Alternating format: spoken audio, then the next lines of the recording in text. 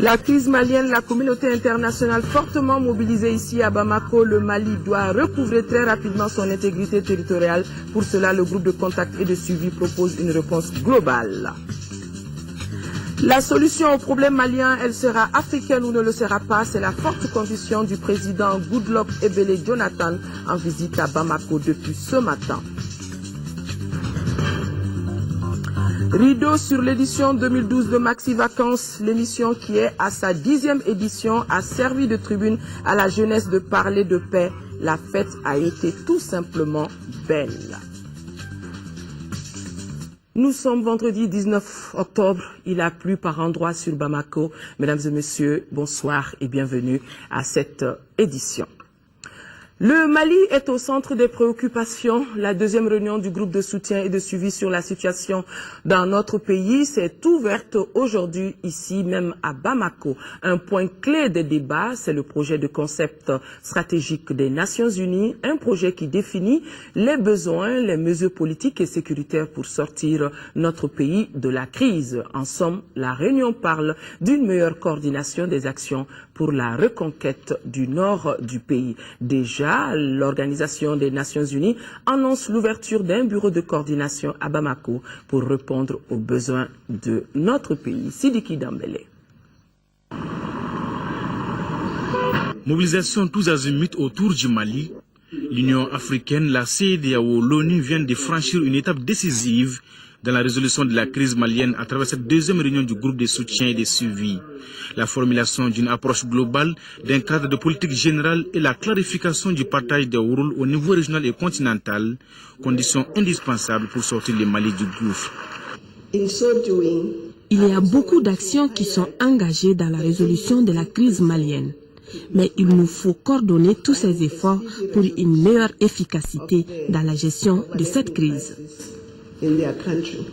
Abondant dans le même sens, le président du Conseil des ministres de la CEDEAO dira que cette rencontre constitue un tournant décisif dans le règlement de la crise malienne, car le projet de concept stratégique, objet de la résolution 2011 des Nations Unies sur le Mali en discussion, définit le contour de déploiement de la force africaine, d'où la satisfaction du président de la République qui compte les secondes et appelle les partenaires à lever les sanctions sur le Mali. Je voudrais insister sur le caractère urgent de cette mise en œuvre, car nous sommes engagés dans une véritable course contre la montre et nous ne devons plus perdre la moindre seconde qui serait mise à profit par notre adversaire commun. Excellences, Mesdames et Messieurs, chers amis, en vous remerciant pour votre sens de l'anticipation, je vous prie d'accepter notre plaidoyer pour la levée des sanctions qui frappent notre pays. Ce faisant, vous aurez accru les chances de notre peuple à surmonter les conséquences d'une guerre tout aussi corrosive que celle que les terroristes livrent présentement à sa civilisation. Reconquérir le Nord et organiser les élections à l'issue de la transition, pour le président de la République, il ne saurait y avoir de dichotomie entre ces deux missions fondamentales du gouvernement. Mais il y a un hic. Nous travaillons donc à l'organisation d'élections crédibles et transparentes dans les meilleurs délais. Mais nous ne sommes pas de ceux qui pensent que les élections peuvent être organisées sur une partie du territoire malien. Le moindre centimètre carré de notre territoire doit participer aux élections, sinon ce serait la reconnaissance du statu quo actuel et donc la consécration de la partition de notre pays. Nous ne sommes pas à l'heure du bilan, mais la cause Mali mobilise au plus haut niveau déjà. L'Union entend renforcer sa présence politique au Mali en ouvrant à Bamako un bureau chargé d'améliorer la coordination avec les autorités maliennes des activités devant les aider à atteindre leurs objectifs nationaux. Avec la mobilisation record et l'engagement des amis du Mali à cette deuxième réunion, on peut dire sans risque de se tromper que l'espoir est permis.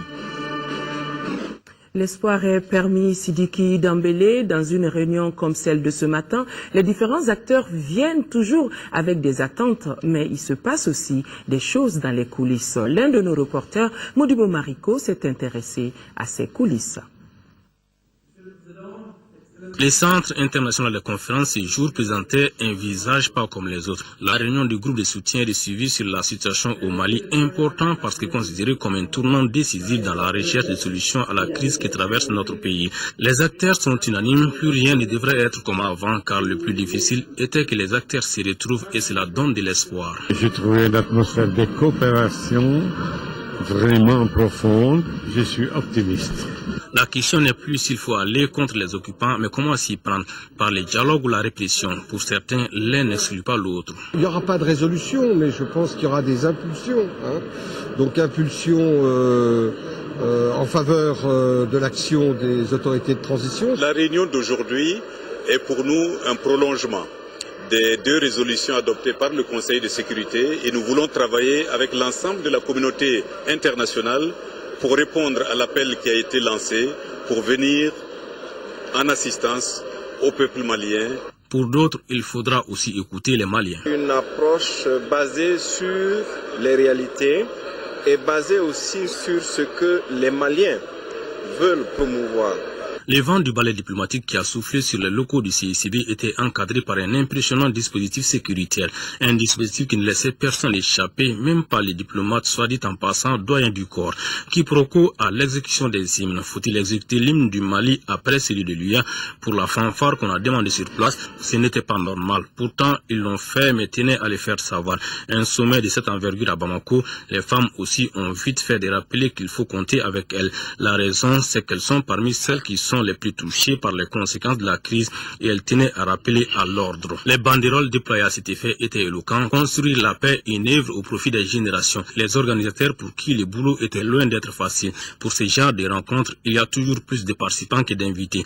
De toute façon, gouvernement, institutions religieuses, ONU, UA, CEDEAO, tous ont vu les représentants arriver les uns après les autres, mais non sans donner, il faut les reconnaître, du fil à retordre au protocole. Parmi quand même les coups de cœur au cours de cette cérémonie, on notait que tous les acteurs prenaient la mesure réelle des défis. Mais les femmes, plus que les autres, ont aimé l'arrivée d'une femme à la tête de la commission de l'UA et les Maliens qu'elle ait consacré sa première visite à leur pays.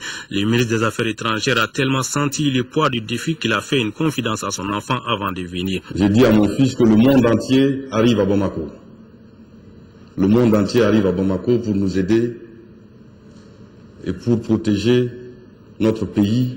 Qui sait, le salut pourrait venir du cri des cœurs purs. En tout cas, les acteurs concernés par la crise avaient des choses à se dire. Pour cela, ils ont vite fait de le faire sans témoin dérangeant la presse. Beaucoup de personnes à Bamako pour cette réunion, à marge de la réunion. Donc, le Premier ministre, Cheikh Modibo Diarra, s'est entretenu avec des personnalités au nombre desquelles Romano Prodi, c'est le tout nouveau envoyé spécial du secrétaire général des Nations Unies, la nouvelle présidente de la Commission de l'Union africaine, Madame Dlamini Nkosazana Zuma, compte rendu de signer Mahamadou Doumbia. Dans le cadre de la réunion de soutien et de suivi de la situation qui traverse notre pays, le Premier ministre Cheikh Modibo Diarra a accordé 6 audiences à différentes personnalités. La première personnalité reçue a été le secrétaire général adjoint des Nations Unies, Elias Son, et la deuxième, Jean-Félix Paganon, le représentant spécial pour le Sahel. Nous avons fait le point à la fois sur la question du renforcement des capacités militaires du Mali, qui est l'une des dispositions de la résolution 2071, qui est un sujet sur lequel l'Union européenne a décidé de lancer une opération de politique commune d'aide au Mali, mais dans laquelle aussi il peut y avoir une dimension bilatérale française. Après la présidente de la Commission de l'Union africaine, Nkosazana Dlamini Zuma, c'est le secrétaire général du service européen d'action extérieure de l'Union européenne qui a été reçu. Ce qui est très intéressant dans cette rencontre, c'est que toute la communauté internationale est en train de se mobiliser en faveur du Mali. Tout le monde est venu à Bamako pour rencontrer les autorités maliennes et pour voir avec elles comment maintenant on peut essayer d'avancer de manière concrète, pratique, de manière aussi opérationnelle que possible pour aider le Mali à sortir de la crise, à la fois pour ce qui concerne la transition politique qu'il faut mettre en place, et ça c'est un point important, mais tout à l'heure les membres du gouvernement nous ont expliqué un peu les projets qu'ils avaient pour voir comment on peut aider aussi l'armée malienne à renforcer ses moyens et ses capacités, pour vous aider à mettre en place les moyens aussi d'un dialogue avec ceux qui sont au nord et ceux avec lesquels on peut parler. Après Kadri Désiré Ouédraogo, président de la commission de la CEDEAO, l'envoyé spécial du secrétaire général des Nations Unies a été reçu. La journée d'aujourd'hui, c'était très important.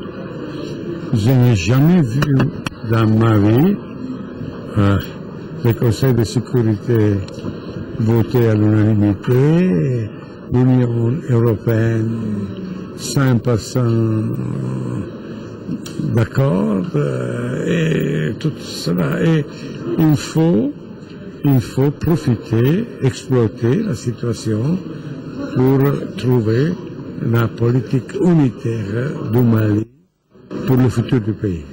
Tous se sont réjouis de cette réunion de soutien et de suivi de la situation au Mali. Une réunion qui a été aussi marquée par la signature d'un accord de siège entre le gouvernement du Mali et la Commission économique des États de l'Afrique de l'Ouest pour l'établissement du bureau du représentant spécial du président de la Commission de la CEDEAO. Documents signés respectivement par le ministre des Affaires étrangères et de la coopération internationale, Tchema Hubert Koulibaly, et Kadri Désiré Ouédraogo, président de la Commission de la CEDEAO.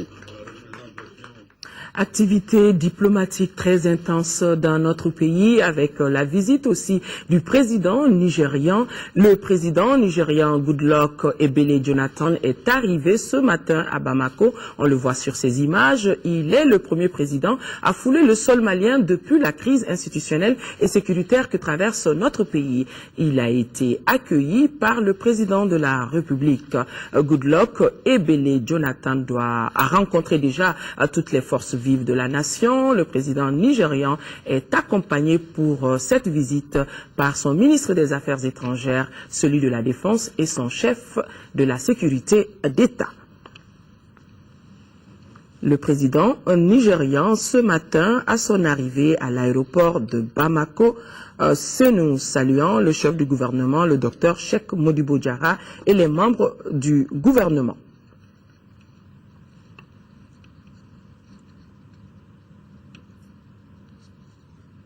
Cette visite de travail du président nigérian donc est peut-être une chance pour enfin entamer le processus de stabilisation dans le nord du Mali. Le président Goodluck est donc à Bamako pour échanger avec toutes les forces vives, on vous l'a déjà dit, et trouver une solution africaine au problème malien. Goodluck Ebele Jonathan l'a dit à son arrivée, c'était au micro de Aïssata Ibrahim Maïga. I'm here in this great country, one day working visit. Je suis ici effectivement parce que le Nigeria fait partie intégrante d'abord de la sous-région et aussi de l'Afrique tout entière. Donc le problème que nous connaissons aujourd'hui au Mali, ce n'est pas un problème uniquement du Mali, ça concerne tous les pays de la sous-région et tous les pays du continent. C'est pour cette raison que nous avons fait le déplacement afin d'échanger, de discuter avec le président de la République, avec le Premier ministre et les chefs des institutions, afin de trouver un moyen pour faire sortir le Mali de cette situation. Et je suis sûr que vous n'êtes pas sans savoir ce qui se passe également dans mon pays avec le groupe terroriste Boko Haram. Donc c'est en conjuguant nos efforts que nous pouvons arriver à trouver une solution commune au terrorisme dans notre sous-région et sur notre continent. Et aussi, vous n'êtes pas sans savoir que le Conseil de sécurité des Nations Unies a adopté une résolution justement pour permettre à l'Afrique de pouvoir s'unir et de venir donc trouver une solution africaine donc au problème qui se pose au Mali.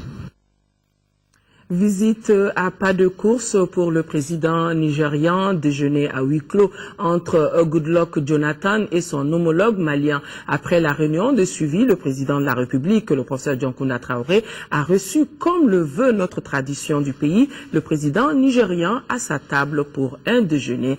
C'était dans la convivialité que s'est tenu ce déjeuner. Cependant, rien n'a filtré de l'entrevue de plus de 2 heures entre les deux personnalités. Voilà ce que nous a été rapporté par notre reporter à ce déjeuner, Nyanya Aliou Traoré. Le président de la République du Nigeria, qui a pris ses quartiers à l'hôtel Radisson Blu de Bamako, a successivement reçu en audience le Premier ministre, les parlementaires, les représentants des partis politiques, le président du comité militaire pour le suivi de la réforme des forces de défense et de sécurité, le capitaine Amadou Aya Sanogo, et bien d'autres personnalités. Daouda Sidiki Diarra. C'est un calme olympien qui règne ce vendredi à Radisson Blu, un hôtel 5 étoiles retenu pour héberger les présidents nigérians. Tapis rouge, déroulé, un impressionnant dispositif de sécurité mis en place.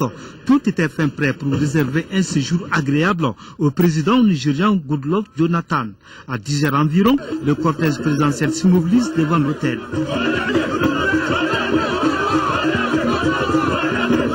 Et après l'arrivée du président nigérian, le Premier ministre lui a rendu une visite de courtoisie. Si nous avons eu la chance d'avoir la poignée de main du premier visiteur avec Goodluck Jonathan, les activités suivantes seront hors caméra car notre équipe de reportage a été gentiment remerciée par la partie nigériane. Et pour cause, les autres audiences sont à titre privé, nous a-t-on dit. Dans l'après-midi, ce fut le tour du président du comité militaire pour le suivi et de la réforme des forces de défense et de sécurité du Mali d'être reçu par le président nigérian, le capitaine Amadou Aya Sanogo.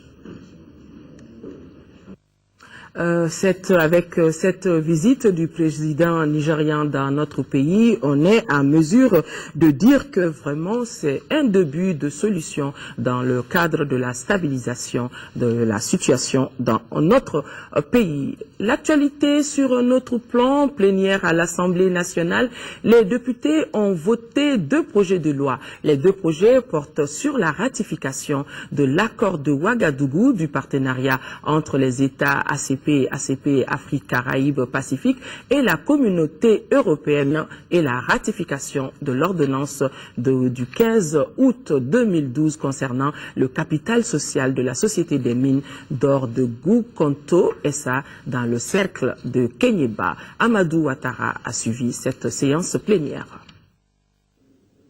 Le premier projet de loi concerne la ratification d'un accord signé le 22 juin 2010 à Ouagadougou, modifiant l'accord de partenariat entre les États ACP et la communauté européenne signé à Cotonou le 23 juin 2000.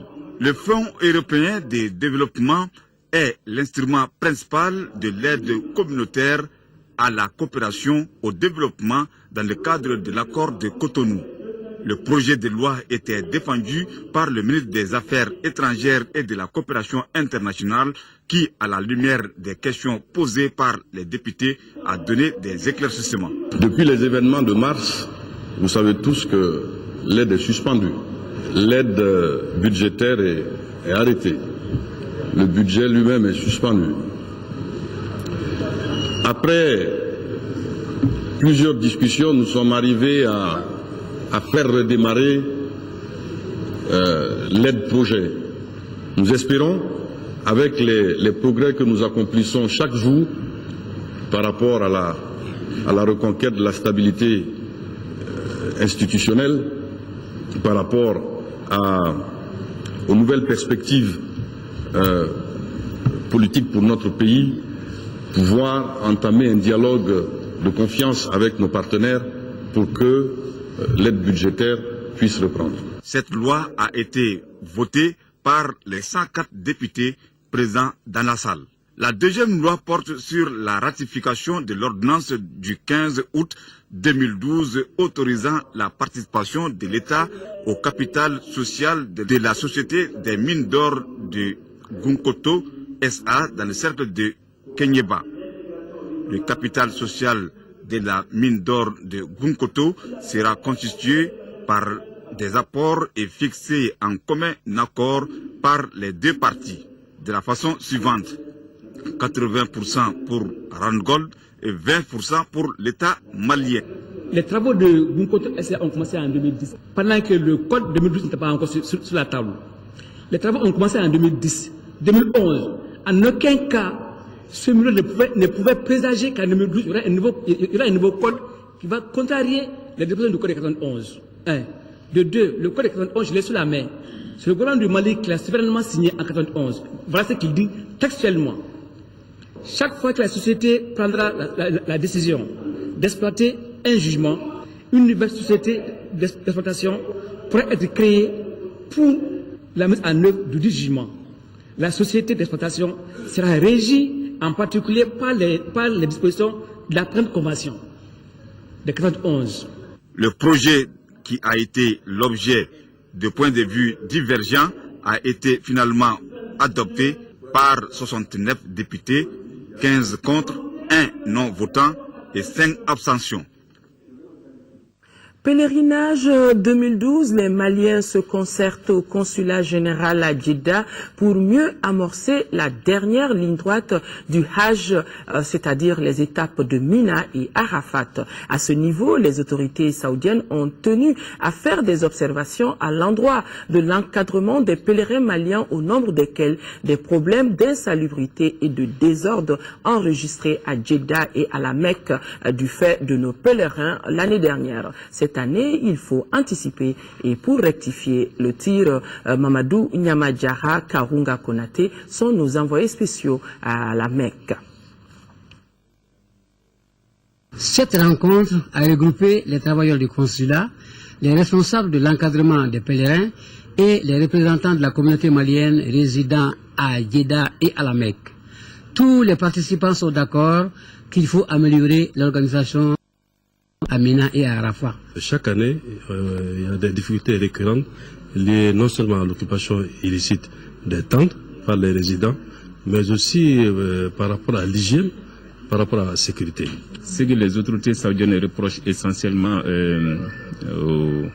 aux organisateurs, c'est la salubrité au niveau des tentes, notamment à Mina et Arafat. Nous avons jugé nécessaire de rencontrer la communauté résidente pour porter à sa connaissance les reproches qui sont faits de façon récurrente à leur endroit et recueillir en retour leurs préoccupations. Les représentants de la communauté malienne résidant à Djeddah et à la Mecque ne sont pas d'accord d'être les seuls responsables du désordre causé chez les pèlerins maliens. Les résidents reconnaissent tout de même d'avoir mené des activités commerciales chez leurs compatriotes. Ils proposent d'appuyer cette année la commission d'encadrement à Mina et à Arafat. On les a proposé de maintenir les lieux salubres, d'organiser les femmes devant la déventure des tentes des Maliens pour qu'il n'y ait pas d'attroupement, pour que les pèlerins puissent rentrer librement, sortir librement, donc pour qu'il n'y ait aucun problème. Les trois parties doivent se retrouver pour une décision finale. Dans tous les cas, la dernière étape du Hajj 2012 commence à Mina le mercredi 24 octobre 2012, 8e jour du mois de Tabaski. Je rappelle que Mina et le mont Arafat constituent des étapes très importantes pour le pèlerinage. Retour à l'actualité nationale, l'église baptiste prie pour la paix au Mali. C'est à l'occasion de la visite du ministre des Affaires religieuses et du culte. Hier, Dr Yacouba Traoré a été reçu au temple de Dieu à Niamakoro par le délégué général de l'association des groupements d'églises et missions protestantes et évangéliques de notre pays. La rencontre a été suivie par Moïse Traoré. L'église baptiste de Niamakoro a été inaugurée en 2007 alors que l'introduction de la pratique à Bamako remonte à 1993. Cet après-midi de jeudi, le temple de Dieu reçoit le ministre des Affaires religieuses et du culte. La visite de prise de contact est une occasion de prière pour la paix et la cohésion au Mali. Ce dont nous avons parlé essentiellement, c'est le renforcement de la collaboration des différentes confessions dans un cadre d'un pays laïque d'un pays où nous pouvons jouir de toutes nos libertés religieuses et nous pouvons travailler ensemble pour la construction de cette nation.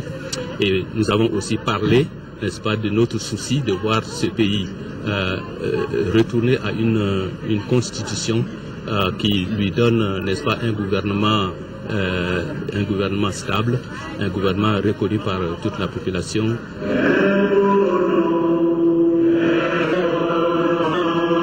Dans une ferveur de recueillement, cantiques et chants rythment la rencontre.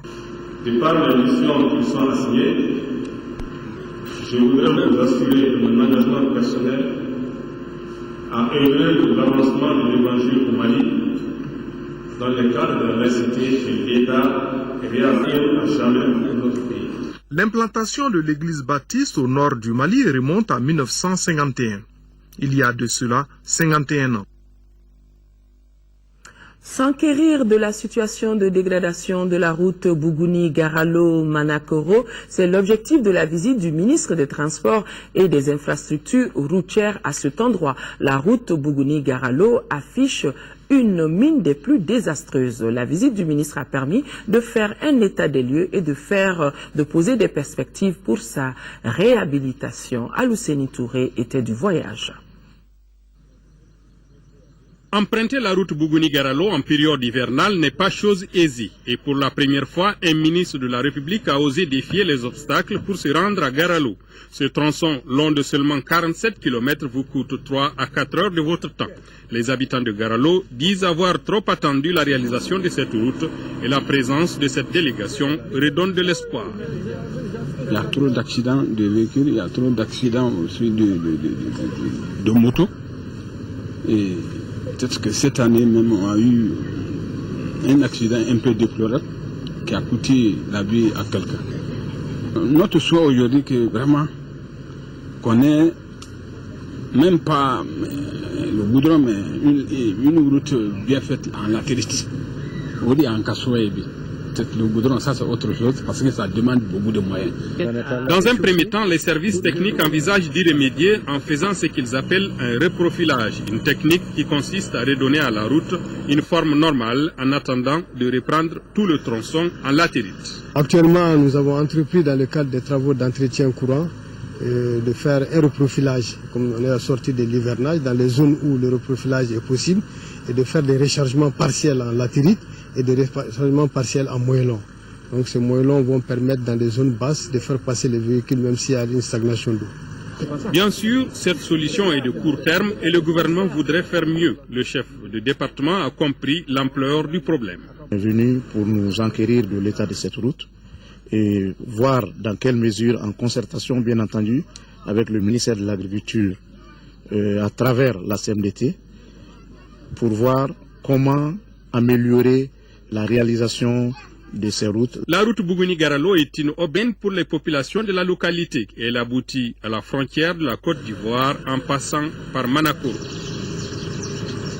La direction de la police nationale vient de lancer un nouveau projet dénommé Projet Promotion de l'assainissement et des bonnes pratiques d'hygiène, et cela pour lutter contre le paludisme dans les différentes cités de police du district de Bamako. Le projet est financé à hauteur de 36 millions par l'ONG WaterAid. Reportage Moussa Fane. 36 millions de francs CFA, c'est le coût du financement du projet Promotion de l'assainissement et des bonnes pratiques d'hygiène pour la lutte contre le paludisme.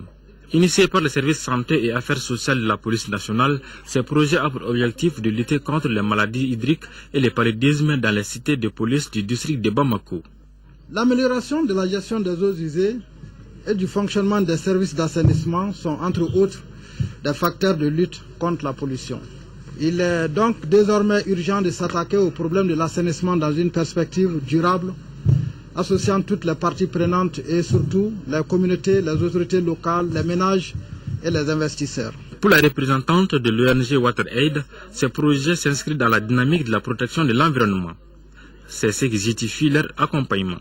Notre mission est de transformer des vies en améliorant l'accès à l'eau potable, à l'hygiène et à l'assainissement dans les communautés les plus pauvres du monde. Nous avons apprécié l'initiative d'un projet de promotion de l'hygiène et des bonnes pratiques dans les cités de police. Au niveau des cités de la police, le constat est assez préoccupant, dû à l'absence par endroit des caniveaux de drainage des eaux usées, du nombre insuffisant des latrines et l'insalubrité de l'environnement. Ces constats montrent que des efforts doivent être consentis. Le projet qui vient d'être lancé a une durée de 3 ans. Mobilisation de 2000 femmes du district sur la poliomyélite. Cette campagne de sensibilisation des femmes est une initiative de la Direction régionale de la santé. Le but, c'est d'informer et sensibiliser ces mêmes femmes pour qu'elles acceptent de vacciner leurs enfants en vue d'éviter la poliomyélite. Reportage Fatim Kone. Qui mieux que les femmes pour passer un bon message de sensibilisation? C'est la raison pour laquelle la Direction régionale de la santé, en partenariat avec l'OMS, a ciblé plus de 2000 femmes des 2 rives du district de Bamako pour lancer sa campagne de sensibilisation sur la poliomyélite. L'objectif, c'est de sensibiliser davantage les femmes. Les sondages nous ont montré qu'elles étaient faiblement informées. Donc c'est pour pallier ces déficits que l'UNICEF a bien voulu financer ces rencontres-là. Et nous supposons, pour la première fois, nous avons eu un bon taux et que cette fois-ci, le taux va doubler ou tripler. Au menu de ce lancement, prestations artistiques, animations, sketchs et projections de films sur la maladie. Toutes ces activités avaient trait aux conséquences de la poliomyélite, la fiabilité du vaccin, les rumeurs autour du vaccin, entre autres. Les sujets qui ont permis aux femmes de comprendre l'importance de la vaccination contre ce fléau. Notre souhait serait que dans ces 4 prochains jours, que tous les enfants, où qu'ils se trouvent, quelles que soient leurs conditions, que vous puissiez nous aider à les atteindre, que vous puissiez convaincre leurs pères, leurs mères, leurs sœurs, leurs frères de les sortir et de rester à la maison pour qu'on puisse les atteindre. A signaler aussi que depuis 2008, aucun cas de polio n'a été notifié au Mali, sauf des cas de transfert venant de la sous-région. La période de soudure, l'expression est bien connue. Les vivres qu'on avait sont terminés et il n'y a rien à manger les jours qui arrivent. Des moments durs que connaissent la plupart de nos paysans quand les veuvages et le handicap viennent s'ajouter à cela. L'angoisse est plus grande et c'est à ce type d'angoisse que l'ONG World Vision a remédié cette année dans certaines familles des communes de Massatola et de Kolokani. Le reportage de nos caravaniers Aboubakar Touré et Tchissera Emmanuel Dambélé. Dans les familles démunies des communes de Massantola et de Kolokani, l'ONG World Vision a remédié aux angoisses de la période de soudure. Au mois de septembre dernier, au moment où les réserves de vivres des ménages étaient épuisées et quand il n'y avait encore rien à récolter, elle a gracieusement offert une enveloppe à 216 ménages. Ils nous ont fait appel, ils nous ont remis à chaque ménage 35 000 francs. Et donc ces 35 000 francs nous ont permis de subvenir à certains besoins tels que l'achat de nourriture pour la famille, l'achat des frais médicaux de nos enfants, parce qu'en ce moment, c'était un moment très critique, les enfants étaient malades, on n'avait rien à manger. Pour ce volet sécurité alimentaire de ces activités, le donateur avait travaillé avec le commissariat à la sécurité alimentaire qui avait dégagé les zones déficitaires après la campagne agricole 2011-2012. Le choix des ménages, lui, a été fait grâce à l'expertise du service local de développement social qui a arrêté des critères de choix des ménages nécessiteux. Ce sont des ménages qui n'ont pas de grands revenus, ou les chefs de ménage est handicapés, ou bien c'est une veuve. Beaucoup de chefs de ménage sont des femmes de veuves.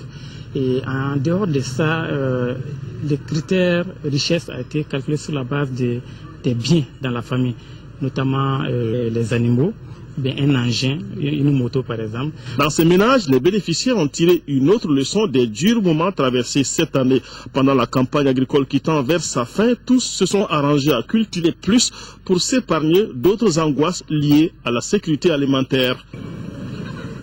Le ministre de l'Élevage et de la Pêche a rencontré ce matin les anciens ministres, ses prédécesseurs, directeurs nationaux, les personnes ressources, bref, toutes les parties prenantes évoluant dans le secteur de l'élevage et de la pêche. La rencontre a eu lieu à la direction des finances et du matériel du ministère de l'Élevage et de la Pêche. Pour le ministre Makan Tunkara, l'objectif est d'aller à l'école des anciens afin de rentabiliser l'élevage et la pêche dans notre pays.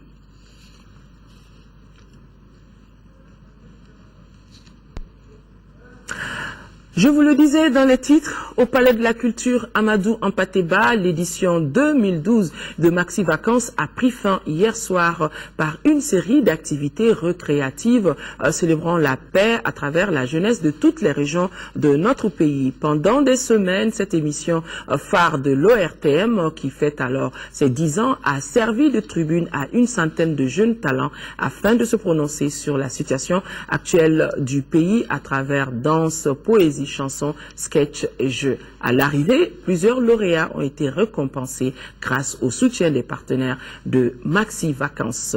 Amadou Kodjo, l'animateur principal de l'émission, et son équipe se disent satisfaits du déroulement de la saison 2012. Témoin de l'événement, Aboubakar Meiga.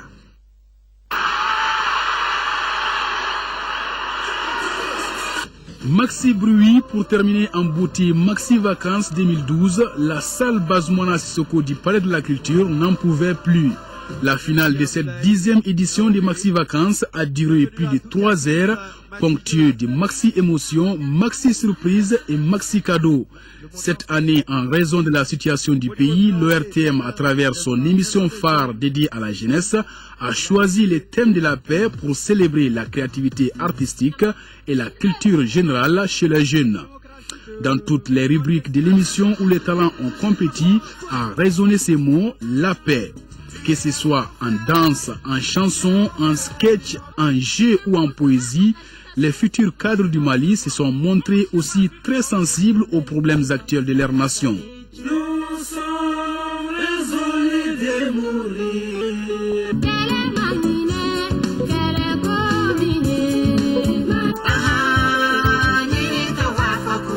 Mais où donc, cher Maliens, notre beau pays est devenu orphelin. Maxi Vacances, c'est aussi la récompense des talents. L'édition 2012 a été remportée en poésie par Alima Togola, en comédie par les très célèbres Parastamol, en troupe musicale par les groupes Siramori Diabaté. Les trophées de la musique solo revient à Souba Gomno et celui de la culture générale à Bintou Keita. Nous, on veut la paix d'ici le 20 janvier 2013. L'innovation de cette année, c'est aussi l'interprétation par des jeunes de certaines vieilles chansons nationales et la présence des nouveaux animateurs aux côtés du présentateur vedette de l'émission sur scène.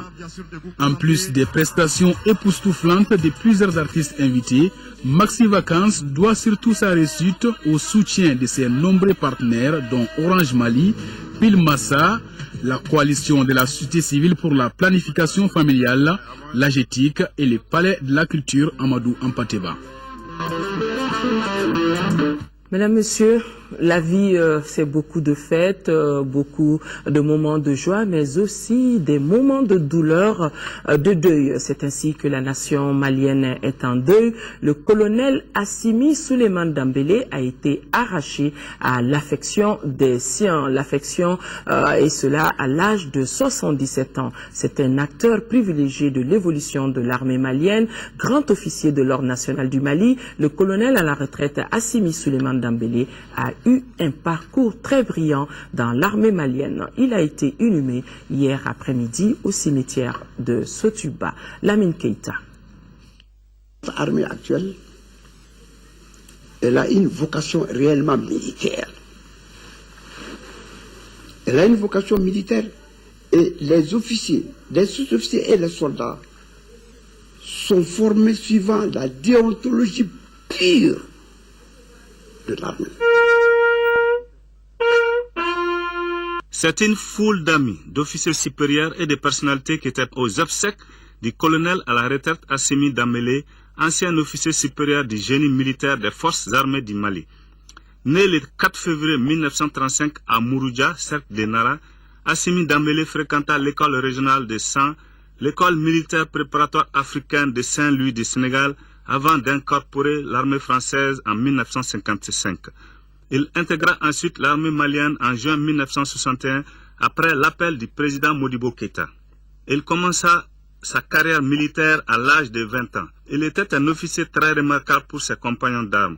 Nous retenons de lui, n'est-ce pas, l'image d'un officier qui a été bien formé, d'un officier exemplaire, qui s'est acquitté valablement de toutes ses tâches et qui aujourd'hui laisse vraiment derrière lui l'image d'un homme sérieux. Sur le plan professionnel, c'était un homme extrêmement compétent. Et la compétence, la justice, l'équité, il l'avait dans les veines. Et quand il avait un commandement, tout se passait très bien. Au cours de sa carrière, il cumule en 1982 3 fonctions: commandant du génie, président de la Commission nationale d'enquête et président de la Commission de recouvrement des créances de l'État. On retient également de lui qu'il a été le premier officier à recruter le personnel féminin dans l'armée malienne. Aussi bien sur le plan professionnel que social, l'homme était très bien apprécié. Je viens de perdre un ami. Mon grand frère était un ami à moi, un ami à tous ses frères, un ami de tous ses frères, je disais. C'est lui qui coordonnait les affaires de notre famille. Il était le trait d'union entre tous ses frères. Désormais, le colonel Assimi Dambélé repose au cimetière de Sotiba. Il laisse derrière lui une veuve et 5 enfants inconsolables. Eh oui, d'ores en paix, colonel Assimi Dambélé, ainsi va la vie. Nous demandons, nous prions à Allah Tout-Puissant de l'accueillir en son sein. C'est donc tout pour ce journal, mesdames et messieurs. Demain, 13h, Sira Bachili et 20h, Nyanya Aliou Traoré. D'ici là, merci de rester de cœur et d'action avec nos compatriotes des régions du Nord vivant sous occupation. Nous ne les oublions pas, et cela jusqu'à la libération totale de notre territoire. Excellent week-end à tous sur l'ORTM.